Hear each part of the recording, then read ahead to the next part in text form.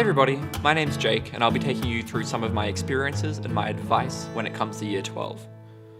When it comes to deciding whether or not to purchase notes, I think that it's really important, no matter how you do it, to get your hands on as many resources as you can. The fact is that no one resource is going to have all of the information you need, or at the very least, it's a good idea to have information from different places that can help teach you the content as best as it possibly can. It doesn't matter what kind of student you are, having access to those resources is absolutely important. I made sure to get my hands on as many different documents as I possibly could throughout Year 12, whether that was through purchasing resources or asking for things from older students who have already graduated and have produced the notes themselves. If you're the type of student that really struggles to get your notes done in time for an exam, then having access to these things is really, really important.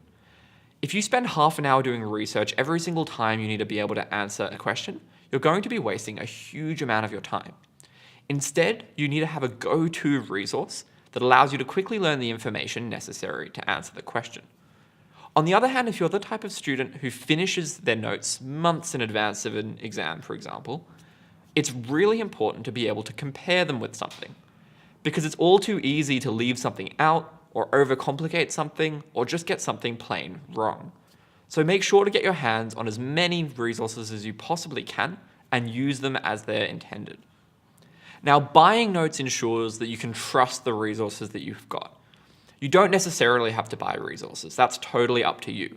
But if you're using free online stuff from students who you don't necessarily trust, just make sure to cross-reference those notes with as many different things as you can to make sure that you're not learning incorrect information. Thanks so much for watching.